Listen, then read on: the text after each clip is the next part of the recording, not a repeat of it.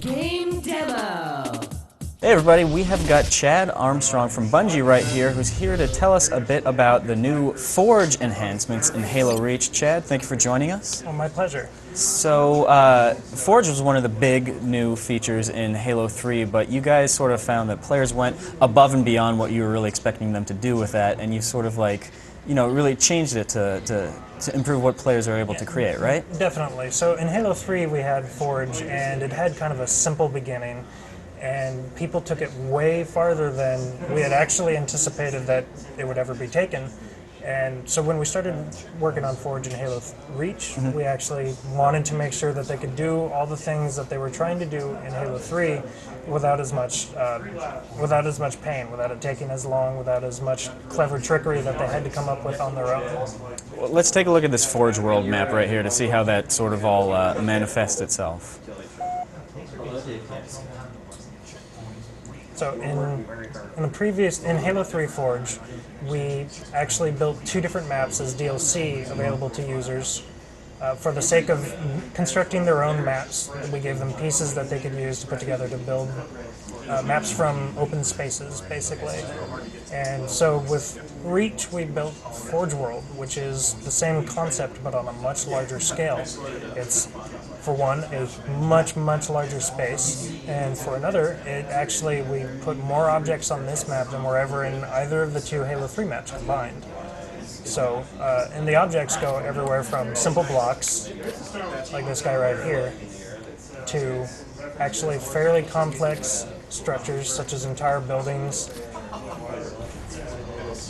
that people are able to build and place however they see fit, ultimately. We also took a lot of consideration in the kinds of things that people were doing and figured out ways to make it easier for them. For example, in Halo 3, people tried to put objects into the environment, say they didn't want to use the entire piece, they wanted it to be like a half of a wall or something. It was very difficult to do in Halo 3, but in Reach we modified the physics model so that it's as easy as actually just placing the object in the space where you want it to be. And so you can take any of these any of these objects, place them however you like. And then it's a matter of placing your spawn points and placing objectives and things like that. So you can take an object and actually have it clip through another one, and that's not a bug. That's actually like purposeful. You fuse the two together? Yes, exactly. So you're able to take multiple objects and connect them as you see fit.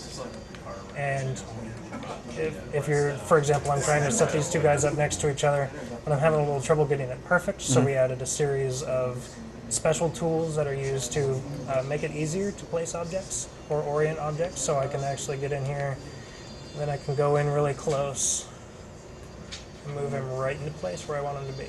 Oops, a little too fast there. And there we go. So now if I switch over to Spartan mode here, step inside, I can run up this ramp, and I turn to the right, and there's the other tower right there. All right, so that's one of the user interface improvements as far as what you're able to create. But Forge World as a map is impressive, not for what we're seeing right here, but for what we're about to see out this window, right? So Forge map, the design philosophy behind Forge World is that we wanted to give people some unique spaces in which they could build their own maps. So we took this massive space, easily the biggest space we've ever created in a Halo game. I know we said that once about Boneyard, but it's not actually true anymore.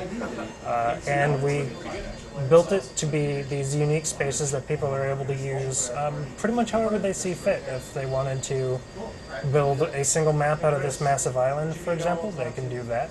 Or they can break the map up using walls and special objective volumes and such that are available in Forge, so that, for example, they only use half the map or a quarter of the map. Some of these spaces, it's worth mentioning, are designed based on previous Halo missions. For example, this canyon here we debuted recently is actually the geometry from Halo 2's Coagulation. Okay. And then you have objects that resemble the bases from Halo 1's Blood Gulch. So you're actually able to combined the two, and that's actually how we made the map Hemorrhage, which is basically the third in the line of the Blood Gulch series. So it's, thus far it's obvious to see that you can really create some pretty impressive maps, but fortunately you've got some examples. Yes, absolutely. So this is Hemorrhage, and this is a perfect example of a completed Forge map. It's using the space that we call Canyon, aptly named because it is, in fact, the canyon from coagulation. And you can see all these pieces on here that weren't on it when you were looking at Forge World proper. All of these things were placed by Forge. So I can run up to, say, the blue base, and I can take it apart. It looks like that piece needs to be phased. There we go. Take it apart, just, pull it out, make changes as I see fit. Even these rocks here are Forge pieces that I'm able to grab and manipulate as I see fit. You can tell that this rock was actually much larger than what you saw there. You can stick it in, bam, and there it is. Just looks as natural as ever. And you see we've got unique objects for Forge that you don't see when you're playing, say, Team Slayer, that represent, for example, these Spartans here. These guys are spawn points. So at the start of a game, a green team Spartan will spawn here, or if it's a free-for-all game, Spartan will spawn at the white spawn point. There are other things, like these arrows could represent hills, and you see when I selected it, the boundary of the object appeared. So when you're playing King of the Hill, these are the objects you place. And essentially, we've changed the system so that people are able to use objects in ways that actually weren't able to use them in Halo 3 Forge. Effectively, anything can be an objective object. Anything can have a team assignment.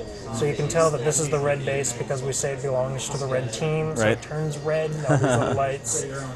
All these handy little features that we put in, even the mongoose right here, are team assigned so that they're red. If I go in here and tell it to be blue team, it changes blue. All right, let's, just to really give everybody a good idea of how you can flex your creative muscles, let's take a look at one of the maps that are just completely original, not based on anything that Bungie has previously done. Game over. So this is a map that we built entirely in Forge, and I actually mean that when I say we built it in Forge. We were sitting with a build of the game, Forge open, and the entire map was created within our in-game editor as opposed to using the external tools we normally use for building levels. This map is called The Cage. It is a completely asymmetrical map designed for Slayer mainly, but it's also good for objective game types. You can see it uses a entirely different series of Forge pieces. You can tell it uses a lot of different kinds. It has some decorative elements that are actually just there for decoration.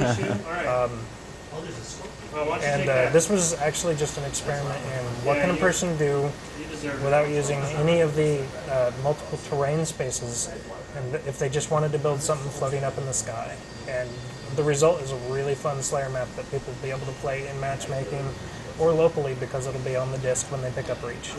And there's going to be a number of these Forge maps on the disc when it comes out, right? Correct. There will be 6 different variants of Forge World on the disc. All right, and when is the game going to be out in stores? The game comes out September 14th, September 15th for Japan. Thanks a lot for your time. Thank you. It's been fun.